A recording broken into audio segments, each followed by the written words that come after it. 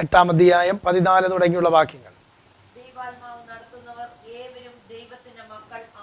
ദൈവാത്മാവ് നടത്തുന്ന ഏവരും ദൈവത്തിന്റെ മക്കളാകുന്നു. വാഗ്ദത്തങ്ങളിൽ ഒരു വാഗ്ദത്തത്തെ കുറിച്ച് നമ്മൾ ചിന്തിച്ചു. ആദ്യത്തെ നാം ചിന്തിച്ചത് പരിശുദ്ധാത്മാവിനെ കുറിച്ച്. രണ്ടാമത്തെ വിഷയം, ദൈവം അടുത്ത വാഗ്ദത്തം നമുക്ക് നൽകുന്നത് മക്കളാക്കി തീർക്കുവാൻ ആഗ്രഹിക്കുന്നു. സ്തോത്രം. അതിനെക്കുറിച്ചാണ് നാം കഴിഞ്ഞ ആഴ്ച ചിന്തിക്കാനിടയായി തീർന്നത്. 2 കൊരിന്ത്യർ 6-ാം അധ്യായം 17-ാമത്തെ വാക്യം അതിനുവേണ്ടി ഓർമ്മയ്ക്ക് വേണ്ടി വീണ്ടും വായിക്കാം. 2 കൊരിന്ത്യർ 6-ാം അധ്യായം 17-ാമത്തെ വാക്യം.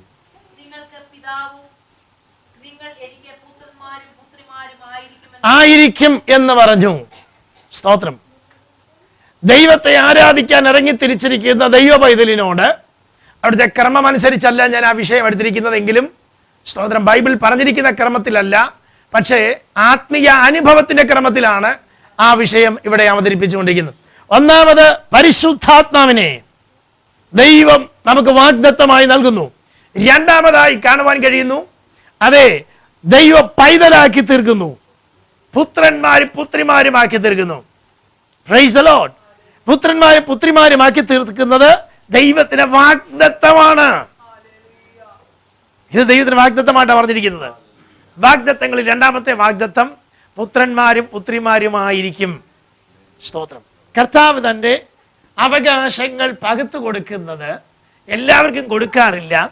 അനുഗ്രഹങ്ങൾ ആർക്ക് വേണമെങ്കിലും കൊടുക്കാം, എന്നാൽ അവകാശങ്ങൾ എല്ലാവർക്കും കൊടുക്കാറില്ല. Praise the Lord. രണ്ട് വ്യത്യാസമുണ്ട്. കർത്താവിനോട്, ദൈവത്തോട്, ദൈവമേ എന്നെ സഹായിക്കണമേ, എന്നെ വിടുവിക്കണമേ എന്നൊക്കെ പറഞ്ഞാൽ സൃഷ്ടി എന്ന നിലയിൽ സൃഷ്ടിതാവ് കൊടുക്കുവാൻ കടമ്പട്ടവനായതുകൊണ്ട്, സ്നേഹവാനായതുകൊണ്ട് അവരുടെ ആവശ്യങ്ങൾക്ക് വേണ്ടി ദൈവം ചെയ്യാറുണ്ട്. എന്നാൽ ആവശ്യങ്ങൾ കരഞ്ഞ് നേടുന്നതല്ല ഒരു പൈതൽ എന്ന നിലയിൽ, ഒരു മകൾ എന്ന നിലയിലുള്ള അനുഭവം എന്ന് പറയുന്നത്. അതൊരു അധികാരവും അതൊരു അവകാശവുമാണ്. ദൈവത്തിന്റെ അവകാശങ്ങൾ പങ്കിടാൻ ദൈവം നമ്മെ കുറിച്ച് ആഗ്രഹിക്കുന്നു.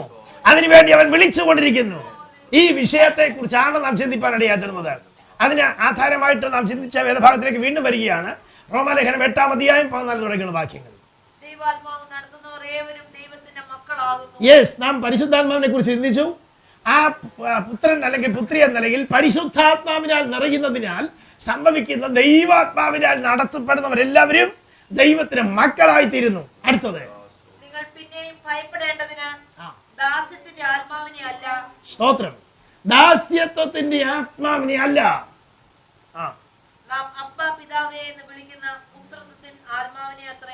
അടുത്തത്, അത് അകത്തിരുന്നുകൊണ്ട് എങ്ങനെ വിളിക്കും? എന്താ വിളിക്കാൻ പോകുന്നത്? ദൈവമേ എന്ന് വിളിക്കുന്നതിനേക്കാൾ വലിയ അപ്പ എന്ന് വിളിക്കും. ആരാണത് വിളിക്കുന്നത്? നമ്മുടെ അകത്തിരിക്കുന്ന പരിശുദ്ധാത്മാവ്, പുത്രന്റെ പുത്രിയുടെ അകത്തിരിക്കുന്ന ആത്മാവ് ഓരോ ദിവസവും ധൈര്യം കൊടുക്കും. നീ പൈതലാണ്, അത് നീ അവകാശിയാണ്, അതുകൊണ്ട് അപ്പച്ച എന്ന് വിളിക്കണം എന്ന് അവരെ കൊണ്ട് വിളിപ്പിക്കുകയാണ്. ആത്മാവിൽ വിളിച്ചു പോകുകയാണ്. അടുത്തത്,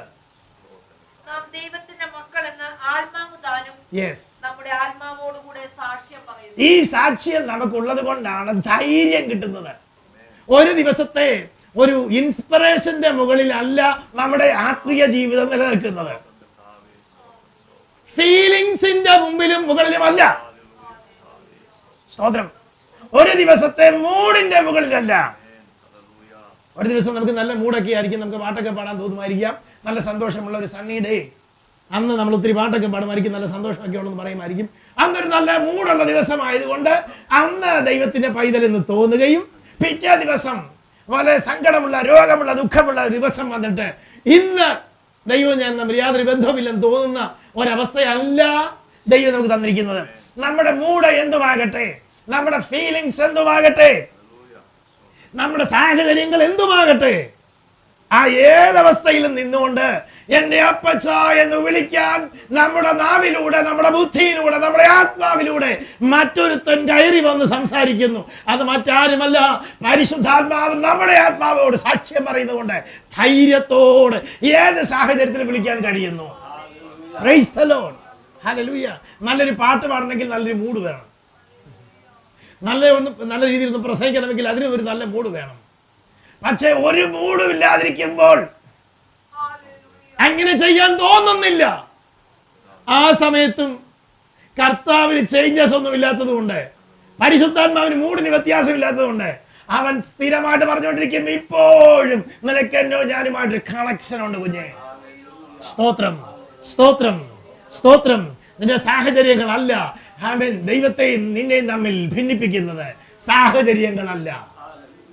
രക്തത്താൽ ജയം. കർത്താവിനെ സ്തുതിക്കുന്നു. ഇതൊരു വാഗ്ദത്തമാണ്. ഏത് ലോകത്തിന്റെ ഏത് അറ്റത്ത് പോയാലും, ഏത് കോണിൽ പോയാലും, ആരെല്ലാം കൈവിട്ടാലും, ഏതൊരു സാഹചര്യങ്ങൾ മാറി പറഞ്ഞാലും കർത്താവിന് പറയാനുള്ളത് വാഗ്ദത്തം അവശേഷിക്കുന്നു. ഞാനും നീയും തമ്മിലുള്ള ബന്ധം അവശേഷിക്കുന്നു. കർത്താവിനെ സ്തുതിക്കുന്നു. അടുത്ത വാക്യോടെ വായിച്ച് നമുക്ക് അതിന്റെ ആഴങ്ങളിലേക്ക് നീങ്ങണം. സ്തോത്രം. മക്കളാണെങ്കിൽ അവകാശികളാണ്. കണ്ടു, വളരെ പ്രാക്ടിക്കലായിട്ട് കർത്താവദാസൻ ആത്മാവിൽ അത് തെളിയിച്ച് കൊണ്ടിരിക്കുക. മക്കളാണെന്ന് ഉറപ്പുണ്ട്, ആത്മാവ് സാക്ഷ്യം പറയുന്നുണ്ട്. അങ്ങനെയാണെങ്കിൽ അടുത്ത കാര്യം കർത്താവദാസൻ പറയുന്നു, എന്ത്? മക്കളാണെങ്കിൽ അവകാശികളാണ്. അവകാശത്തെ നേരിട്ട് എന്ന് ചോദിക്കാൻ പറ്റും. Praise the Lord. വലിയ ആഴങ്ങളാണ് അവകാശത്തിനകത്തിരിക്കുന്നത്. നമുക്ക് ഈ ദിവസങ്ങൾ അതിനെക്കുറിച്ച് ശരിയായിട്ട് ചിന്തിക്കുകയും പഠിക്കുകയും ചെയ്യേണ്ടതാണ്. സ്തോത്രം. ഒരു സാധാരണ ഒരു വിശ്വാസിയായിട്ട് തുടർന്ന് കുറെ പാട്ടുകളൊക്കെ പാടി കുറെ പ്രാർത്ഥിക്കാനൊക്കെ പഠിച്ച് ഒരു സ്റ്റീരിയോടൈപ്പ് ബിലീവർ ആയിട്ട് മുന്നോട്ട് പോകാനല്ല കർത്താവ് നമ്മളെ കുറിച്ച് ആഗ്രഹിക്കുന്നത്. കർത്താവിന്റെ അവകാശങ്ങൾ എന്തെല്ലാം ഉണ്ട്, കർത്താവിന്റെ എന്തെല്ലാം ആ നിത്യതയിൽ ആ സ്വർഗീയമായ അനുഭവങ്ങൾ എന്തെല്ലാം ഉണ്ട്, അതിനെ നമ്മെ കൂട്ടവകാശികളാക്കി വെച്ചിരിക്കുക. അതുകൊണ്ട് നേരെ ചെന്ന് ചോദിക്കണം, പ്രാപിക്കാം. സ്തോത്രം. ഇതിനെ കുറിച്ചാണ് കർത്താവിന്റെ വചനം നമ്മളെ പഠിപ്പിക്കുന്നത്. പഴയ നിയമത്തിൽ ദൈവമേ വിടുവിക്കണമേ സഹായിക്കണമേ എന്ന് പറഞ്ഞ് അലച്ചു വിളിച്ച് കൂവി പ്രാർത്ഥിച്ച് എന്തൊക്കെയോ പ്രാപിച്ചുകൊണ്ട് പോകുന്നു. എന്താ പ്രാപിച്ചതിനെ പൂർണ്ണമായ ഒരു പ്രത്യേകമായ വെളിപ്പാട് അവർക്കും ലഭിച്ചില്ല. എന്നാൽ പുതിയ നിയമത്തിൽ വന്നു കഴിഞ്ഞപ്പോൾ പൗലോസ് അപ്പോസ്തലൻ കർത്താവ് ആ വെളിപ്പാട് കൊടുത്തു, മക്കളാണ്, അതുകൊണ്ട് അവകാശം ചോദിച്ചിട്ട് വേണം പോകാൻ. അവകാശത്തിൽ ജീവിക്കണം, അധികാരത്തിൽ ജീവിക്കണം. ഇതിനു വേണ്ടിയാണ് ദൈവം നമ്മെ സഭയ്ക്കകത്ത് നട്ടിരിക്കുന്നത്. എന്താണ് അവിടെ വായിച്ചു നിർത്തിയിരിക്കുന്നത്? നാം മക്കളെങ്കിലോ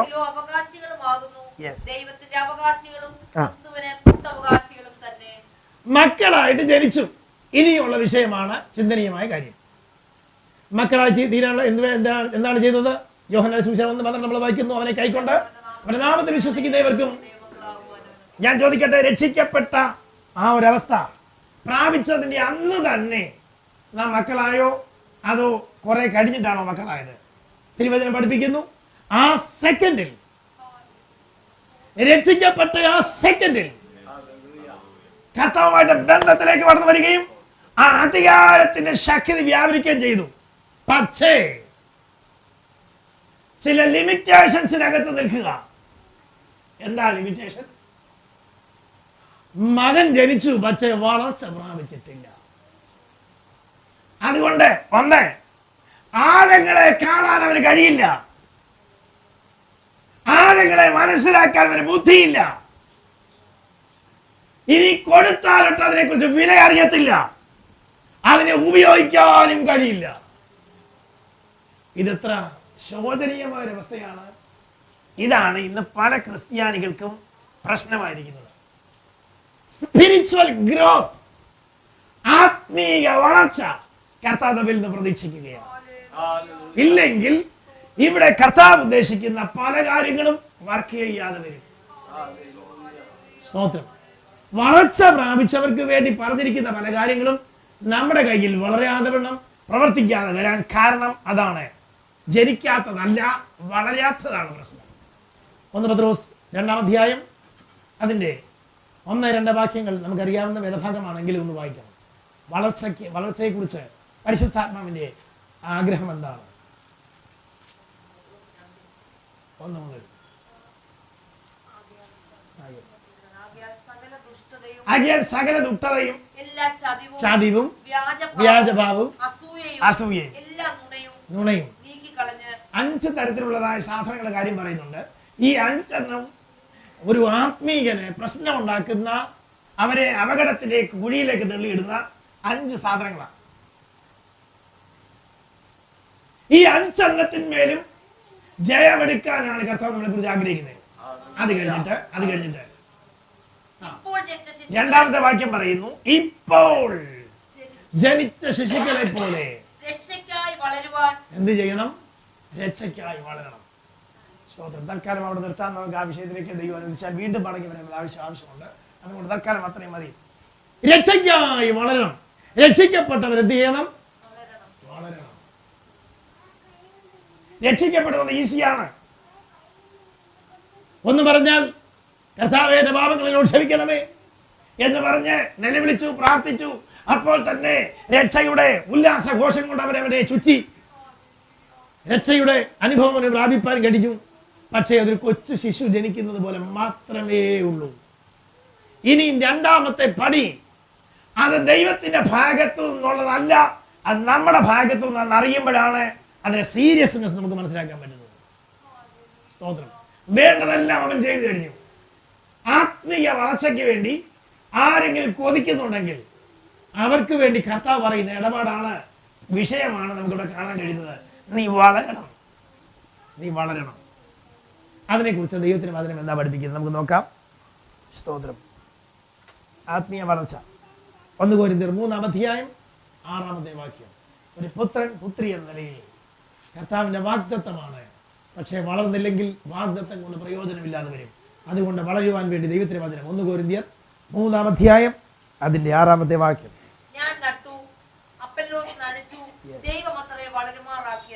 ദൈവമാണ് വളരുമാറാക്കുന്നത്. സ്തോത്രം. ദൈവം വളരുമാറാക്കുന്നെങ്കിലും ഒരു ഭാഗത്ത് നമ്മുടെ വലിയ ഒരു ആകാംക്ഷയും പ്രതീക്ഷയും നമ്മുടെ താല്പര്യവും സഹകരണവും ദൈവത്തിന് വേണം. ഇല്ലെങ്കിൽ വളരാൻ പറ്റില്ല. ഇനി നമുക്ക് തിരുവചനത്തിലേക്ക് കടന്നു വരാം. ഏതെല്ലാം വിഷയത്തിൽ നമ്മൾ വളരണം? വേഗത്തിൽ നമ്മൾ ചിന്തിക്കാൻ പോവാം. കൊലോസ്യ ലേഖനം 1-ാം അധ്യായം 10-ാമത്തെ വാക്യം. ഏതെല്ലാം വിഷയത്തിൽ നമുക്ക് വളരാനുണ്ട്? ഒരു വിശ്വാസി എന്ന നിലയിൽ, ഒരു പൈതൽ എന്ന നിലയിൽ നമുക്ക് വളരാനുള്ള ഒന്നാമത്തെ വിഷയം കൊലോസ്യ ലേഖനം 1:10. നിങ്ങൾ പൂർണ്ണ പ്രസാദത്തിനായി കർത്താവിനെ യോഗ്യമാകും വണ്ണം നടന്നു, ആത്മീകമായ സകല ജ്ഞാനത്തിലും വിവേകത്തിലും അവന്റെ ഇഷ്ടത്തിന് പരിജ്ഞാനം കൊണ്ട് നിറഞ്ഞു വരണം എന്നും സകല സൽപ്രവൃത്തിയിലും. അവിടെ ആ ഭാഗം നമുക്ക് എടുക്കാം. സകല സൽപ്രവൃത്തിയിലും, മറ്റേത് വിട്ടതല്ല. സകല സൽപ്രവൃത്തിയിലും വളരണം, ഫലം കായ്ച്ച് വളരണം. സൽപ്രവൃത്തിയിൽ വളരണം. നമ്മൾ വളർന്നെങ്കിൽ അല്ലാതെ നമുക്കത് ചെയ്യാൻ പറ്റത്തില്ല. ഒരു കൊച്ചുകുട്ടിക്ക് ബൈക്ക് ഓടിക്കാൻ കഴിയില്ല, കാർ ഓടിക്കാൻ കഴിയില്ല. കാർ വേണമെന്ന് പറഞ്ഞു കഴിഞ്ഞാലും ഒരു ടോയ് അല്ലാതെ മറ്റൊന്നും വാങ്ങിച്ചു കൊടുക്കാൻ പറ്റില്ല.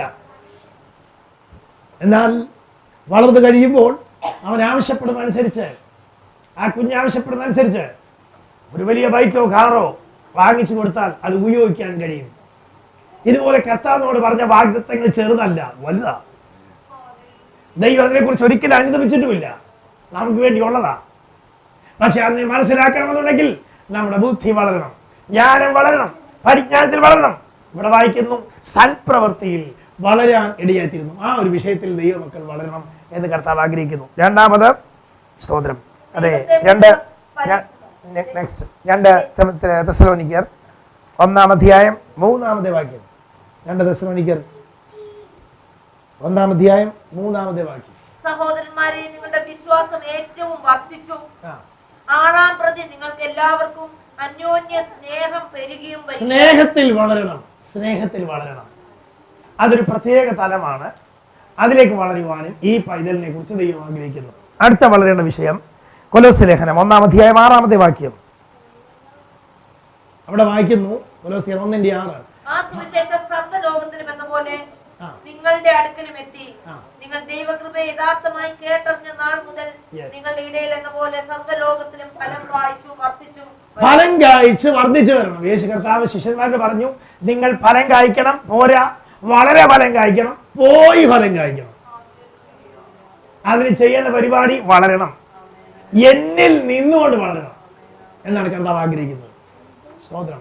ദൈവത്തിന്റെ ആത്മാവ് ഇവിടെ ഇരുന്ന് ഇവിടെ പ്രാർത്ഥിച്ചുകൊണ്ടിരിക്കുമ്പോൾ കർത്താവിനെ ഇപ്രകാരം ഒരു കാഴ്ചപ്പാട് കാണിക്കാനിടയായിരുന്നു.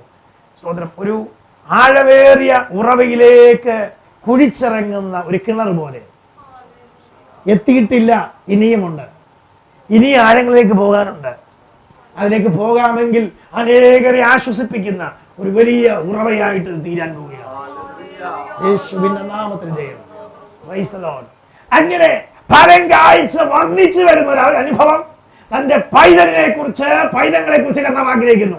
വാഗ്ദത്തം ചലിക്കണമോ, ശരിയായ രീതിയിൽ വ്യാപരിക്കണമോ, നമുക്ക് വളരാനുണ്ട്. നമുക്ക് പ്രാർത്ഥിക്കണം, കർത്താവ് എനിക്ക് ആ നിലയിലേക്ക് വളരുവാനിടയാക്കണമേ. അപ്പോസ്തലന്മാരുടെ ശുശ്രൂഷകളിലൊക്കെ വളർച്ച ഒരു വലിയ വിഷയമായിരുന്നു. അതുകൊണ്ടാണ് ആത്മീയമായിട്ട് അവർക്ക് വളരുവാൻ വിശ്വാസികൾക്കും കഴിഞ്ഞത്. Praise the Lord. സ്തോത്രം. ആമേൻ. അത് ചുരുങ്ങി പോകാതെ വളർന്നു വരുവാനിടയായിത്തീരണം. വീണ്ടും സ്തോത്രം. ഗലാത്യ ലേഖനം 5-ാം അധ്യായം 22-23 വാക്യങ്ങളിൽ നമുക്കറിയാവുന്ന ഒരു വേദഭാഗമാണ്. ഗലാത്യ ലേഖനം 5-ാം അധ്യായം 22-23. ആത്മാവിന്റെ ഫലം എന്ന് പറയുന്നത് എന്തൊക്കെയാ? സ്നേഹം, സന്തോഷം, സമാധാനം, ദീർഘക്ഷമ, ദയ, പരോപകാരം, വിശ്വസ്തത, സൗമ്യത, ഇന്ദ്രിയജയം. ഇങ്ങനെ 9 കൂട്ടം കാര്യങ്ങളുണ്ടെങ്കിലും ഒറ്റ ഫലം എന്ന് പറഞ്ഞിരിക്കുന്നു. സ്തോത്രം. ഇത് ഒന്നില്ലാത്തതാണ്, ഒന്നെനിക്കില്ല ബാക്കിയെല്ലാം ഉണ്ടെന്ന് പറയാൻ അവകാശപ്പെടാൻ ആർക്കും കഴിയില്ല. കാരണം ഇതെല്ലാം കൂടെ ചേർന്നൊരു ഫ്രൂട്ടാണ്. ആ ഒരു ഫ്രൂട്ടിന്റെ 9 അല്ലികളാണ്. ഇവ ഓരോന്നും ഒരു ഓറഞ്ചിനെ പോലെ എന്ന് ചിന്തിച്ചാൽ ആ ഒരു അല്ലി മാത്രം എനിക്കില്ല ബാക്കിയല്ല അല്ലികളും ഉണ്ടെന്ന് പറയുന്നത് ഒരു ഭോഷത്വമാണ്. അതൊരിക്കലും സാധിക്കുകയില്ല. പൈതലാണെങ്കിൽ അവൻ ഈ ആത്മീയ സ്വഭാവത്തിൽ വളർന്നു വരണം. ക്യാരക്ടറിൽ അവന് വ്യത്യാസമുണ്ടാകും. ഇതാണ് കർത്താവ് ആഗ്രഹിക്കുന്ന ഒരു വളർച്ച. Praise the Lord. ഇനിയും ആമേൻ, ക്രിസ്തുവിലുള്ള ബന്ധത്തിലുള്ള വളർച്ച. ഇതുവരെ സ്വഭാവത്തിലുള്ള വളർച്ചയെ കൂടെ നാം ചിന്തിച്ചുകൊണ്ടിരുന്നത്. ഇനി ക്രിസ്തുവിലുള്ള ബന്ധത്തിലുള്ള വളർച്ചയെ കൂടെ നമ്മൾ ചിന്തിക്കണം. 2 പത്രോസ് 3-ാം അധ്യായം 18-ാമത്തെ വാക്യം. 2 പത്രോസ് 3-ാം അധ്യായം 18-ാമത്തെ വാക്യം. Relationship with Christ. കൃപയിലും നമ്മുടെ കർത്താവും രക്ഷിതാവുമായ യേശുക്രിസ്തുവിന്റെ പരിജ്ഞാനത്തിലും വളരുവീൻ. നോക്കുക, ഒരു ചെടി കൊണ്ട് നട്ടിട്ട് അതിന്റെ വേരുകൾ ആഴങ്ങളിലേക്ക് ഇറങ്ങുന്നത് പോലെ ഓരോ ദിവസവും ആരെക്കുറിച്ചും മനസ്സിലാക്കി വളരണം. ഏത് പരിജ്ഞാനം വേണം ഉണ്ടാകേണ്ടത്? യേശു ക്രിസ്തുവിനെ കുറിച്ച് ഇനിയും പരിജ്ഞാനം നമുക്ക് പ്രാപിക്കാനുണ്ട്. അതിൽ വളർന്നു വരണമെന്ന് കർത്താവ് ആഗ്രഹിക്കുന്നു. വീണ്ടും സ്തോത്രം. അതെ, കൊലോസ് ലേഖനം 1-ാം അധ്യായം 10-ാമത്തെ വാക്യത്തിൽ വീണ്ടും മടങ്ങി വരുന്നു. കൊലോസ് ലേഖനം 1:10. അവിടെ നാം കാണുന്നു ആത്മീക ജ്ഞാനം, പരിജ്ഞാനം. നിങ്ങൾ പൂർണ്ണ പ്രസാദത്തിനായി കർത്താവിനെ യോഗ്യമാകുവണ്ണം നടന്ന് ആത്മീയമായ സകല ജ്ഞാനത്തിലും വിവേകത്തിലും അവന്റെ ഇഷ്ടത്തിന്റെ പരിജ്ഞാനം കൊണ്ട് നിറഞ്ഞു വരണമെന്നും. ദൈവത്തിന്റെ സ്വഭാവം എന്താ, അവൻ എന്താണ് ഏറ്റവും കൂടുതൽ ഇഷ്ടപ്പെടുന്നത് എന്ന് മനസ്സിലാക്കണമെങ്കിൽ ഈ വളർച്ച ഉണ്ടെങ്കിലേ പറ്റത്തുള്ളൂ. ചില കുഞ്ഞുങ്ങളെ കുറിച്ച് നമുക്കറിയാൻ കഴിയും. അപ്പന് വലിയ അല്ലെങ്കിൽ അമ്മയ്ക്ക് വലിയ സന്തോഷമായിരിക്കും. കാര്യം എന്നറിയാമോ? അവരുടെ ട്യൂൺ എന്താണെന്ന് അവർക്കറിയാം.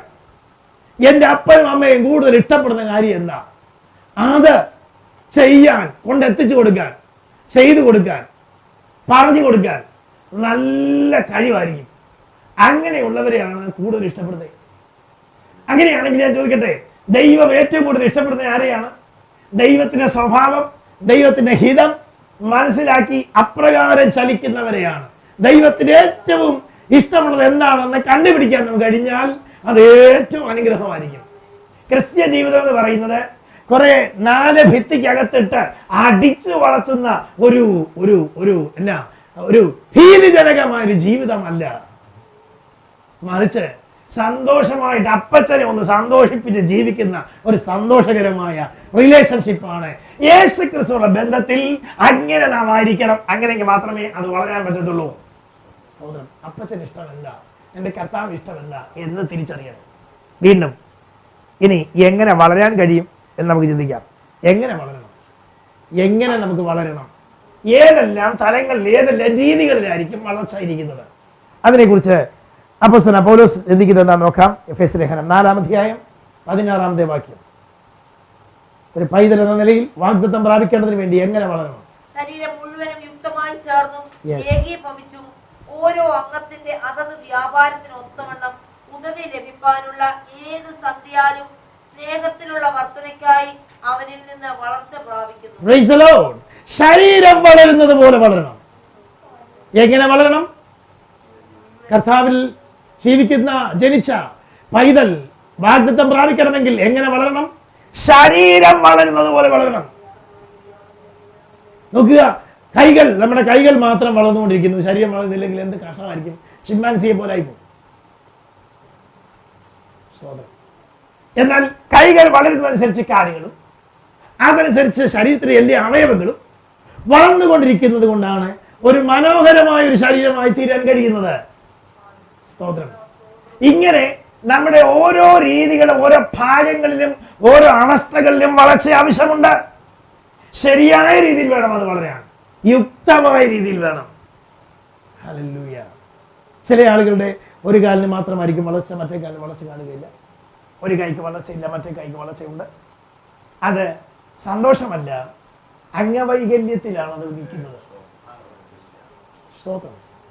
ചില വ്യക്തികൾക്ക് ഒരു ഭാഗത്തോട് ഒരു വിഷയത്തിന് ഭയങ്കരമായ ഇൻട്രസ്റ്റ് ആയിരിക്കും, മറ്റേ ഭാഗത്തേക്ക് ഇൻട്രസ്റ്റേ ഇല്ല.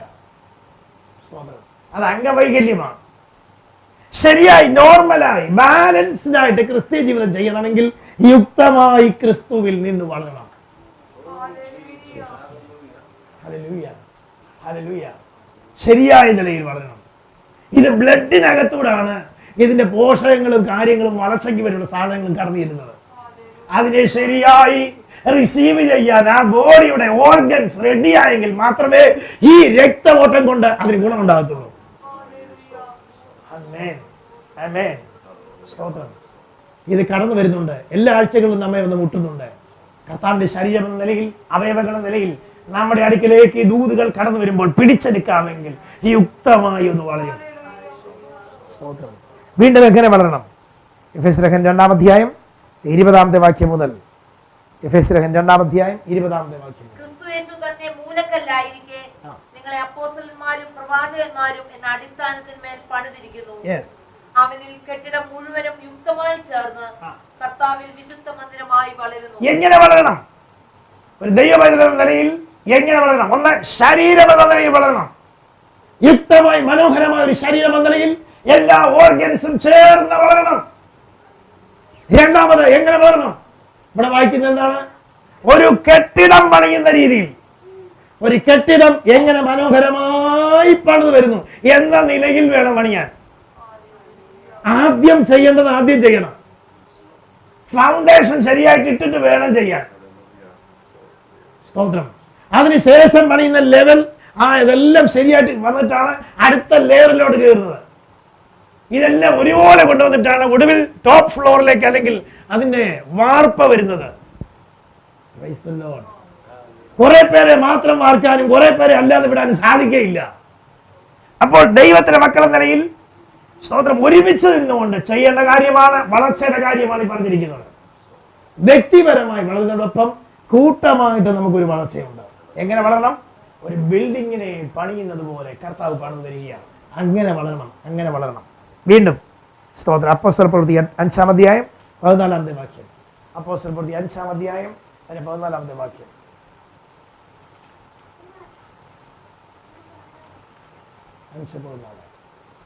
മേൽക്കുമേൽ അനവധി പുരുഷന്മാരും സ്ത്രീകളും കർത്താവിൽ വിശ്വസിച്ച് ചേർന്ന് വന്നു. ആ സഭ വളർന്നു. അതെങ്ങനെ വളർന്നത്? അതിന്റെ വളർച്ച എന്തായിരുന്നു? സ്തോത്രം. അതിന്റെ വളർച്ച എങ്ങനെ, ഏത് രീതിയിലായിരുന്നു?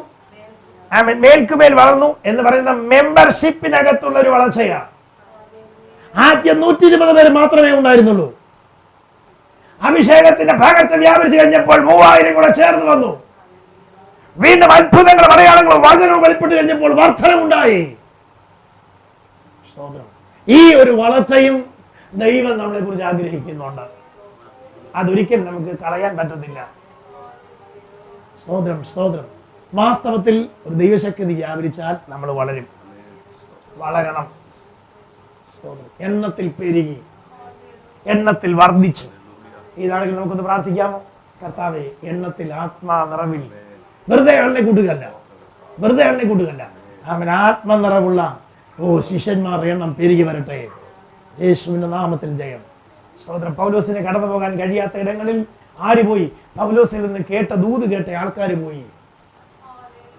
കൊലോസിയ സഭയ്ക്ക് ദൂത് എഴുതുമ്പോൾ നമുക്ക് കാണാൻ കഴിയുന്ന വിഷയം എന്നാ, ജഡത്തിൽ പൗലോസിന്റെ മുഖം കണ്ടിട്ടില്ല പലരും. പക്ഷേ പൗലോസിനെ കുറിച്ചും കേട്ടു, യേശു ക്രിസ്തുവിനെ കുറിച്ച് കേട്ടു, രക്ഷയെ കുറിച്ച് കേട്ടു.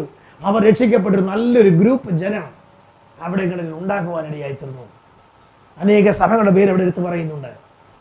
ആമേൻ. പൗലോസിന് സഞ്ചരിക്കാൻ കഴിയാതെ വണ്ണം അവനെ ബന്ധനസ്ഥനാക്കിയിട്ടിരിക്കുക. പക്ഷെ അവന്റെ ദൂത് ഏറ്റെടുത്ത വിശ്വസിച്ച ജനം പോയി സുവിശേഷം പറഞ്ഞു. അവർ സുവിശേഷകന്മാരായി തീർന്നു. Praise the Lord. അതുകൊണ്ട് എണ്ണത്തിൽ പെരുകുവാൻ ദൈവം നമ്മളെ കുറിച്ചാക്കി. അങ്ങനെ ഒരു വർത്തമാനമായ അവസ്ഥ നമ്മുടെ മുമ്പിലുണ്ട്. ലൂക്കോസിന്റെ വാക്യങ്ങളിൽ നമുക്ക് കാണാൻ കഴിയുന്നു, ദൈവത്തിന്റെ വചനമാകുന്ന വിത്ത് വീണു. വചനം വിത്ത് പോലെ വീണു. അവിടെ എല്ലാം വായിക്കാൻ സമയമില്ലാത്തതുകൊണ്ട് ഞാൻ അത് പറഞ്ഞുകൊണ്ടേക്കാം. ഒന്നാമത്തെ നിലത്തിൽ വീണു. അതെന്തായിരുന്നു? വഴിയരികയായിരുന്നു. പറവ വന്ന് കുത്തിക്കൊണ്ടുപോയി, അത്തപ്പെട്ട് പിശാച് കൊണ്ടുപോയി. വ്യാഖ്യാനം കർത്താവ് തന്നെ കൊടുത്തു. രണ്ടാമത് വീണത് പാറയുടെ പുറത്ത്. പെട്ടെന്ന് വിശ്വാസത്തിലൂടെ കടന്നു വരും. പ്രശ്നം വരുമ്പോൾ പിന്മാറിപ്പോകുന്ന ഒരു കൂട്ടം ആൾക്കാർ. മൂന്നാമത് മുള്ളിന്റെ ഇടയിൽ ലോകത്തിന്റെ മോഹങ്ങളും ഇമ്പങ്ങളും സംസാര ഭോഗങ്ങളും കൊണ്ട് നിറഞ്ഞിരിക്കുന്ന ഒരു ഹൃദയത്തിൽ നമുക്ക് അവിടെ കാണാൻ കഴിയുന്നു. അത് വളരുമെങ്കിലും പൂർണ്ണമായിട്ട് ഫലം കൊടുക്കാൻ കഴിയില്ല. എന്നാൽ നാലാമത് വീണത് നല്ല നിരത്തായതുകൊണ്ട് ഏറ്റവും 30, 60, 100 മേനി ഫലം കഴിക്കാനായി. എങ്ങനെ വളരണം? ഒരു സസ്യം വളരുന്നത് പോലെ വളരണം. എങ്ങനെ വളരണം? നല്ല നിരത്ത് വീണ വിത്ത് പോലെ വളരണം. സ്തോത്രം. ഈ ഇത്രയും വളർച്ചകളെ കുറിച്ചാണ് വിശുദ്ധ വേദപുസ്തകം പഠിപ്പിക്കുവാനിടയായി തീർന്നിരിക്കുന്നത്. ഇനി വളർന്നാലുള്ള ഗുണം എന്താണെന്ന് കൂടെ നമുക്ക് ചിന്തിക്കണം. കർത്താവിൽ ഒരു ദൈവപദ നിലയിൽ വളർന്നാലുള്ള ഗുണം എന്തൊക്കെയാണ് നോക്കാം. 1 കൊരിന്ത്യർ 3-ാം അധ്യായം 1 തുടങ്ങി 3 വരെയുള്ള വാക്യങ്ങൾ. വളർന്നാലുള്ള ഗുണം എന്താ? 1 കൊരിന്ത്യർ 3-ാം അധ്യായം 1 മുതൽ 3 വരെയുള്ള വാക്യങ്ങൾ. എന്നാൽ സഹോദരന്മാരെ, നിങ്ങളോട് എനിക്ക് ആത്മീയന്മാരോട് എന്ന പോലെ അല്ല, ജഡീകന്മാരോട് എന്ന പോലെ ക്രിസ്തുവിൽ ശിശുക്കളായവരോട്. സ്തോത്രം. അപ്പൊ വളർച്ച ഇല്ലാത്തവന്റെ പേരെന്താണ്? ശിശു. നിങ്ങളോട് എനിക്ക് എങ്ങനെയാണ് സംസാരിക്കാൻ തോന്നുന്നതെന്നാണ് പൗലോസ് പറയുന്നത്. ആത്മീയത്തിൽ ജഡീകന്മാരെ പോലെയാണ് കാണുന്നത്, ആത്മീയത്തിൽ ശിശുക്കളെ പോലെയാണ് കാണുന്നത്. എന്താ കാര്യം? ആ ശിശുക്കൾ എന്ത് ചെയ്തുകൊണ്ടിരിക്കുന്നു? സഭയ്ക്കകത്ത് നാട് വായിക്കാം. ഭക്ഷണമല്ല പാലത്ര ഞാൻ നിങ്ങൾക്ക് തന്നത്, ഭക്ഷിപ്പാൻ നിങ്ങൾക്ക് കഴിവില്ലായിരുന്നു, ഇപ്പോഴും കഴിവായിട്ടില്ല. അടുത്തത്, ഇന്നും നിങ്ങൾ ജഡീകന്മാരല്ലോ. ആത്മീയത്തിൽ ശിശുക്കൾ എന്ന് പറഞ്ഞാൽ സമം എന്തെഴുതണം? ജഡീകന്മാർ എന്നെഴുതണം.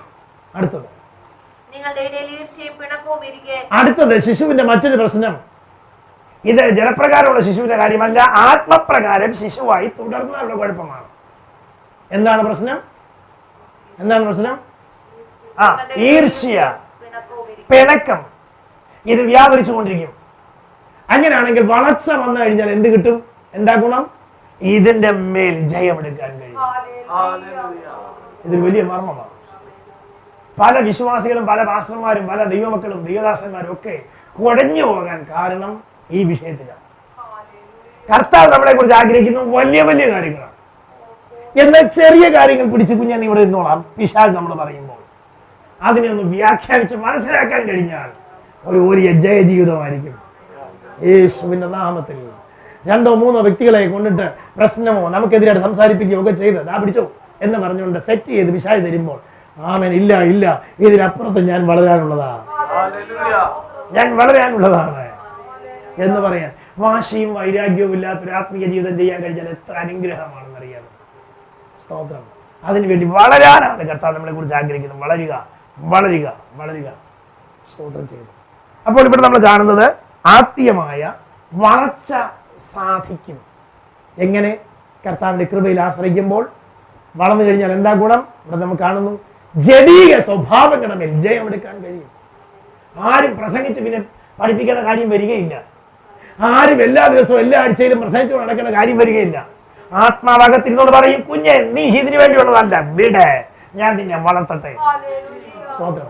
ഒരു പ്രാർത്ഥന, ഒരു ചെറിയ കൂട്ടായ്മ, ഒരു മുടിവരവ്, അതിനെതിരായിട്ട് ശത്രു വാത് കെട്ടുമ്പോൾ, ഓരോ വിഷയങ്ങളൊക്കെ പറയുമ്പോൾ, മനുഷ്യരുടെ കൂട്ടുകെട്ടുകൾ ഉണ്ടാക്കുമ്പോൾ, വിട്, സാരമില്ല, ഞാൻ നിന്നെ വളർത്തും, ഞാൻ നിന്നെ വളർത്തും, ഞാൻ നിന്നെ വർദ്ധിപ്പിക്കും. ഇത് പറയുവാൻ കൂടെ നമുക്ക് സഹായിക്കുമാറാകട്ടെ. സ്തോത്രം. രണ്ടാമത്തെ വിഷയം, എബ്രായ ലേഖനം 5-ാം അധ്യായം 11 തുടങ്ങിയുള്ള വാക്യങ്ങൾ. എബ്രായ ലേഖനം 5-ാം അധ്യായം 11 തുടങ്ങിയുള്ള വാക്യങ്ങൾ. അതുകൊണ്ട് ആരും അനുസരണക്കേടിന്റെ ദൃഷ്ടാന്തത്തിനൊത്തവണ്ണം വീഴാതിരിക്കേണ്ടതിന് നാം ആ സ്വസ്ഥതയിൽ പ്രവേശിപ്പാൻ 5:11 മുതൽ. വളരെ പറയാനുണ്ട്. എബ്രായ ലേഖന കർത്താവ് പറയുന്നു, കേൾപ്പാൻ നിങ്ങൾക്ക് മാന്യതയുണ്ട്. അടുത്തത് യെസ്. അപ്പോൾ പ്രായം നോക്കിയല്ല ആത്മീയ പ്രായം, ഭൗതിക പ്രായം നോക്കിയല്ല ആത്മീയ പ്രായം ഇരിക്കുന്നത്. ചില ആൾക്കാര്, ചില കുഞ്ഞുങ്ങളൊക്കെ ചർച്ചിലേക്ക് കടന്നു വരുമ്പോൾ സൺഡേ സ്കൂളില് അധ്യാപകരും കൂടെയുള്ളവരും പറയാറുണ്ട്, കുഞ്ഞെ നീ ഏത് സ്കൂളിലാണ് പഠിക്കുന്നത്, ഏത് ക്ലാസ്സിലാണ് നീ പഠിക്കുന്നത്? അന്നേരം പറയും 3ാം ക്ലാസ്സിലാണ് പഠിക്കുന്നത്, അല്ലെങ്കിൽ 2ാം ക്ലാസ്സിലാണ് പഠിക്കുന്നത്. അവൻ എന്ത് ചെയ്യുന്നറിയാം, ഡയറക്റ്റ് അതേ ക്ലാസ്സിലേക്ക് കൊണ്ടിരുത്തും. ചെറിയ ക്ലാസ്സുകൾ പ്രശ്നമില്ല, എന്നാൽ വലിയ ക്ലാസ്സിലേക്ക് കടന്നു വരുമ്പോഴാണ് ബുദ്ധിമുട്ടുണ്ടാകുന്നത്. അവന് ബൈബിളിനെ സംബന്ധിച്ചൊന്നും അറിഞ്ഞുകൂടായിരിക്കാം, യേശുവിനെ കുറിച്ച് കൂടുതൽ കാര്യങ്ങളൊന്നും അറിയത്തില്ലായിരിക്കാം. അവനെ 9ാമത്തെ ക്ലാസ്സിലായിരിക്കും സ്കൂളിൽ പഠിക്കുന്നത്, നേരെ കൊണ്ടുപോയി 9ാം സ്റ്റാൻഡേർഡിൽ സൺഡേ സ്കൂളിൽ ഇരുത്തും. എന്താ കുഴപ്പമെന്നറിയാമോ? മറ്റവരെ ചിന്തിക്കുന്ന ചിന്തയോടുകൂടി ഇവന് വരികയില്ല, മറ്റവരുടെ ആത്മീയ പ്രായം ഇവന് കിട്ടുകയില്ല. പ്രായമുണ്ട്, പക്ഷെ ആത്മീയ പ്രായമില്ല. ഇങ്ങനെ ഒരപകടം ആത്മീയ ഗോളത്തിൽ വന്നുകൊണ്ടിരിക്കുക. പ്രായം വന്നുകൊണ്ടിരിക്കുന്നു, പക്ഷെ എന്തില്ല, ആത്മീയ പ്രായം കിട്ടിയിട്ടില്ല. ഉപദേഷ്ടാക്കന്മാരാകാൻ ഉള്ള പ്രായം അവർക്കുണ്ട്. പൗലോസ് പറഞ്ഞിരിക്കുകയാണ്, അതെ, ഉപദേഷ്ടാക്കന്മാരാകുന്ന പ്രായം അവർക്കുണ്ട്, പക്ഷെ എന്തില്ല, അവൻ ഇപ്പോഴും ശിശുവായിരിക്കുക. ദൈവിക മർമ്മങ്ങളെ കുറിച്ച് ഒരു ജ്ഞാനവുമില്ല. അങ്ങനെയാണെങ്കിൽ നമുക്കത് തിരിച്ചൊന്ന് പറയാം. സ്തോത്രം. അവൻ വളർച്ച പ്രാപിച്ചാൽ എന്താണ് ഗുണം? വളർച്ച പ്രാപിച്ചാൽ എന്താ ഗുണം? നമുക്കിവിടെ കാണാൻ കഴിയുന്നു. 5ാം അധ്യായത്തിന്റെ 11 മുതലുള്ള വാക്യങ്ങളാണ് നമ്മൾ ചിന്തിച്ചുകൊണ്ടിരുന്നത്. ആഴമേറിയ ആത്മീയ സത്യങ്ങൾ മനസ്സിലാക്കാൻ കഴിയും. Yes, hallelujah. ഞാൻ ചോദിക്കട്ടെ, നിഷ്പക്ഷമായിട്ട് ഇന്ന് മൽക്കാരൻ രാത്രിയിൽ ആത്മാവിൽ നിന്നുകൊണ്ട് ഞാൻ ഒരു കാര്യം ചോദിക്കട്ടെ. നമ്മുടെ ജീവിതത്തെ സാരമായി ബാധിക്കുന്ന ഒരു വിഷയം വന്നു കഴിഞ്ഞാൽ നമ്മൾ എന്താ ചെയ്യുന്നത്? ഒറ്റ ഓട്ടവാ ഏതെങ്കിലും ഒരു പ്രവാചകന്റെ അടുക്കലേക്ക്. അദ്ദേഹത്തോട് പ്രാർത്ഥിക്കും, കർത്താവേ ദാസൻ പറയട്ടെ. അദ്ദേഹം ഒരു ആലോചന പറയും, അവിടുന്ന് ഒരു ആലോചന എടുത്തുകൊണ്ട് അടുത്തടുത്തോട് പോവുക. അത് കാരണം സംതൃപ്തി വന്നിട്ടില്ല, പെർഫെക്ഷൻ വന്നിട്ടില്ല, ഇനി എന്തോ കിട്ടാനുണ്ട്, ആലോചന പറയാനുണ്ട്. അപ്പൊ അടുത്തത് ചെയ്യുന്നു, വീണ്ടും അദ്ദേഹത്തോട് ചോദിക്കും. അദ്ദേഹം വേറെ ചില കാര്യങ്ങൾ പറയും. ചുരുക്കി പറഞ്ഞാൽ ഈ പ്രവചന ശുശ്രൂഷയ്ക്ക് ഞാൻ എതിരല്ല, പക്ഷെ സംഭവിക്കുന്നത് ഒരാൾ പറയുന്നതല്ല വേറൊരാൾ പറയുന്നത്. കൺഫ്യൂഷൻ ഉണ്ടായിട്ട് ഒടുവിൽ ദൈവത്തിന്റെ വാഗ്ദത്തത്തെ അവിശ്വസിക്കത്തക്കവണ്ണം സാത്താൻ നമ്മുടെ ഹൃദയത്തെ കഠിനമാക്കും. പിന്നെ സംഭവിക്കാൻ പോകുന്ന കാര്യം എന്തെന്നറിയാമോ? പിന്നെ നാം ചിന്തിക്കുന്നത്, ദൈവാലോചന കേൾക്കുമ്പോൾ ഹൃദയം കട്ടിയായി പോകും, കഠിനപ്പെട്ടു പോകും. വചനം കേൾക്കുമ്പോൾ കട്ടിയായി പോകും, കഠിനപ്പെട്ടു പോകും. പിന്നെ മാംസളമായ അവസ്ഥ നമ്മിൽ നഷ്ടപ്പെട്ടു പോകും, അതിന്റെ സൗരഭ്യം നമ്മിൽ നഷ്ടപ്പെട്ടു പോകും. അയ്യോ അരുതേ, ഇങ്ങനെ അല്ല ദൈവം ഡിസൈൻ ചെയ്തിരിക്കുന്നത്. നമുക്കൊരു വിഷയമുണ്ടായാൽ ആദ്യം ആരുടെ അടുക്കൽ ചെല്ലണം? യേശു കർത്താവിന്റെ അടുക്കൽ ചെല്ലണം. അവന് ഇതിനകത്തൊരു ആൻസർ ഉണ്ട്. ഇനി ഒരു പ്രവാചകനെ വിട്ടിട്ടാണ് പറയേണ്ടതെങ്കിൽ അവൻ നമ്മുടെ അടുക്കലേക്ക് അദ്ദേഹത്തെ വിടും. ഇനി അല്ല, ഒരു സാഹചര്യം ഒരുക്കിയാണ് ചെയ്യണമെങ്കിൽ നിശ്ചയമായിട്ട് ചെയ്യും. ഇനി ദൂതനെ അയച്ചാൽ ചെയ്യണമെങ്കിൽ അത് ചെയ്യും. നമ്മുടെ വിഷയം, നമ്മുടെ ബന്ധം കർത്താവുണ്ടായിരിക്കട്ടെ. യേശുവിന്റെ നാമത്തിൽ ചെയ്യാം.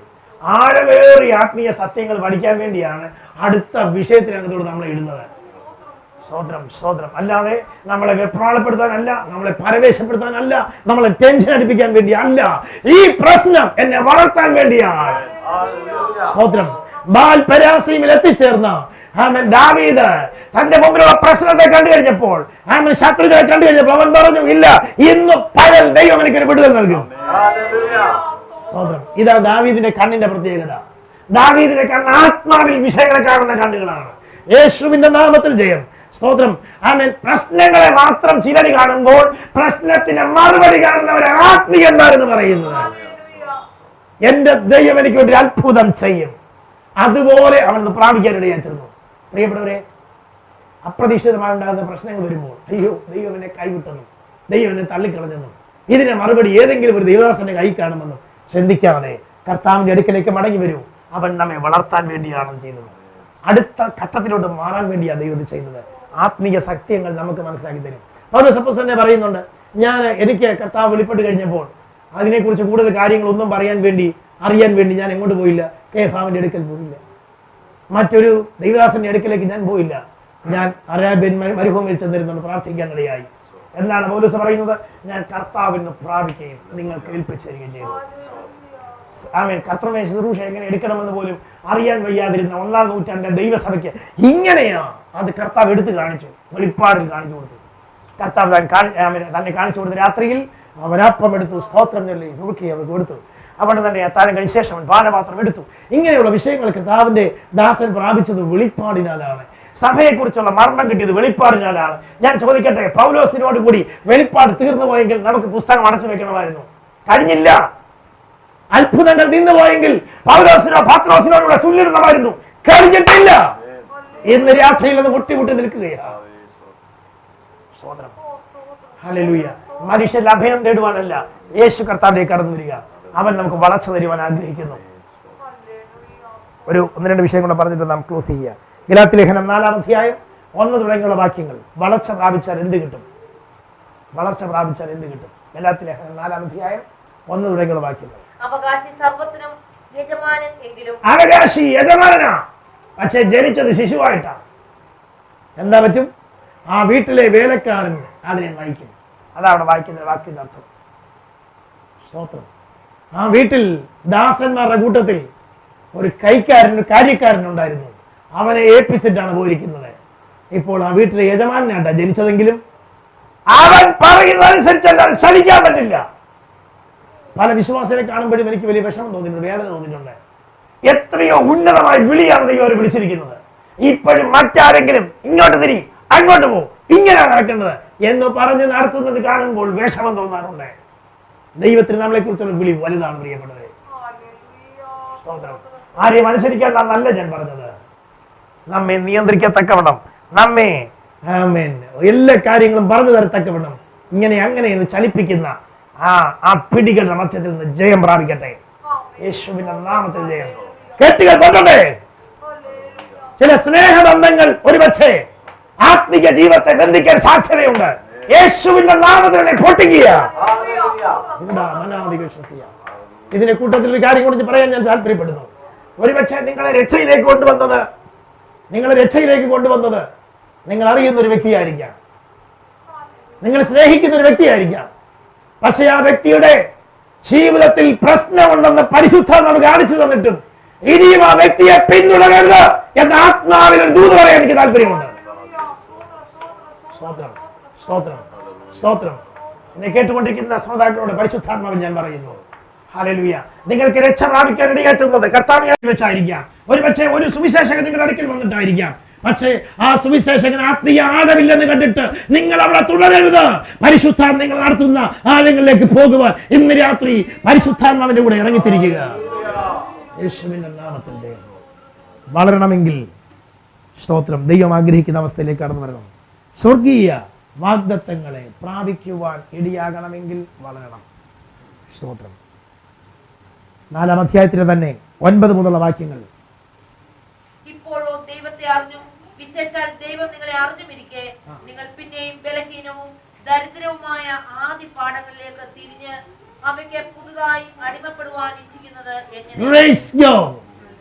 വിശ്വാസത്തിലൂടെ കടന്നു വന്നിട്ടും പഴയ പാരമ്പര്യ സ്വഭാവങ്ങളും വിട്ടുവിടാൻ കഴിയാത്ത സ്വഭാവങ്ങൾ പോരാ, ചില റിച്വൽസ്, തുടർന്നു കൊണ്ടിരിക്കുന്ന ചില റിച്വൽസ്, ആചാരങ്ങൾ, ഡേറ്റുകളെ സംബന്ധിക്കുന്ന കാര്യങ്ങൾ, ചില പ്രത്യേക മാസങ്ങളെ കുറിച്ചുള്ള ചിന്തകൾ, ഒരു പ്രത്യേക ദിവസത്തെ കുറിച്ചുള്ള പ്രത്യേക കാഴ്ചപ്പാടുകൾ, ഇങ്ങനെയുള്ള കാര്യങ്ങളെല്ലാം നിർത്തൽ ചെയ്യുവാൻ ഇന്ന് രാത്രി വളർച്ച പ്രാപിക്കാൻ താല്പര്യമുള്ളവരുടെ ദൈവാത്മാവ് ഇടപെടുന്നു. യേശുവിന്റെ നാമത്തിൽ ജയം. Yes, hallelujah. ഒരു നിമിഷം നമ്മുടെ കണ്ണുകളെ അടച്ച് നമുക്ക് ദൈവത്തോട് പ്രാർത്ഥിക്കാം. മാനുഷിക നിയമങ്ങൾക്കാണോ നാം അടിമപ്പെട്ടിരിക്കുന്നത്? അതോ ഏതെങ്കിലും ഒരു സഭ നമ്മൾ പറയുന്ന ചട്ടക്കൂട്ടിനകത്ത് നിന്നുകൊണ്ട് ഇന്ന് രാത്രി ഞെരുകിക്കൊണ്ടിരിക്കുകയാണോ? അതോ നിങ്ങളുടെ കുടുംബക്കാരെല്ലാം കൂടെ ചേർന്നുകൊണ്ട് നിങ്ങളെ ഞെരുക്കുന്നതായിട്ട് നിങ്ങൾക്ക് തോന്നുന്നുണ്ടോ?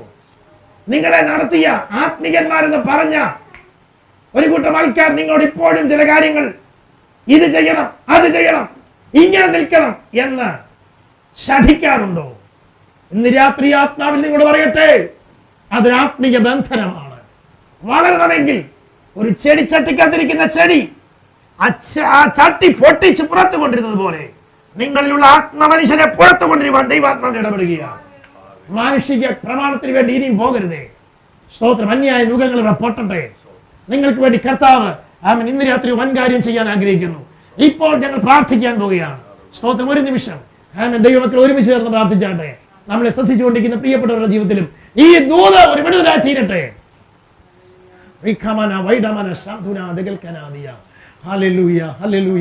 ആമേൻ. ഈ ദൈവദാസന്റെ ഹിതം ആ ദൈവദാസന്റെ ഹിതം എന്ന് പറയാതെ എന്നെ കുറിച്ചുള്ള ദൈവത്തിന്റെ ഹിതം എന്തെന്ന് താങ്കൾക്കറിയാമോ? സ്തോത്രം. എവിടെ നിങ്ങൾ ദൈവത്തെ ആരാധിക്കണമെന്ന് നിങ്ങൾക്ക് ഉറപ്പുണ്ടോ? ഞാൻ എങ്ങനെ ദൈവത്തെ പ്രസാദിപ്പിക്കണം എന്ന് നിങ്ങൾക്ക് മനസ്സിലായിട്ടുണ്ടോ? ഇല്ലെങ്കിൽ ഇന്നും നിങ്ങൾ ദൈവം ആഗ്രഹിക്കുന്ന നിലവിലെത്തിയിട്ടില്ല. ഒരു ശിശുവായി തുടരുകയാണ്. സ്തോത്രം. ആരൊക്കെയോ എന്തൊക്കെയോ ചെയ്യുന്നതിനും പറയുന്നതിനും ഒക്കെ പരിഭവത്തോടു കൂടിയാണോ താങ്കൾ മുന്നോട്ട് പോകുന്നത്? നിങ്ങളുടെ ഹൃദയം കഠിനപ്പെടാൻ സാധ്യതയുണ്ട്. ഇന്ന് രാത്രി ദൈവാത്മാ പറയുന്നു, ആത്മീയമായി വളരുക. സ്തോത്രം. ചെറിയ കാര്യങ്ങളെ വിട്ടുകള. കർത്താവ് നിങ്ങളെ വളർത്തട്ടെ. യേശുവിന്റെ നാമത്തിൽ പക, ഈർഷ്യ, പിണക്കം ഇവ ശിശുക്കൾക്ക് വേണ്ടിയുള്ളതാണ്. അതിനപ്പുറത്തേക്ക് വളരാൻ ഇടയായി തീർന്നാൽ ക്ഷമിക്കുവാനും സഹിക്കുവാനും സ്നേഹിക്കുവാനും കഴിയും. പോയി ഫലം കായ്പാൻ കഴിയും. വളർച്ചയെത്തുക ഒരു പുത്രത്വത്തിലേക്ക് പോയി പരിശുദ്ധാത്മ നമ്മളെ ക്ഷണിക്കുന്നു. ഇതൊരു വാഗ്ദത്തമാണ്. നമുക്കിത് പ്രാപിക്കാൻ ദൈവം നമ്മെ സഹായിക്കും.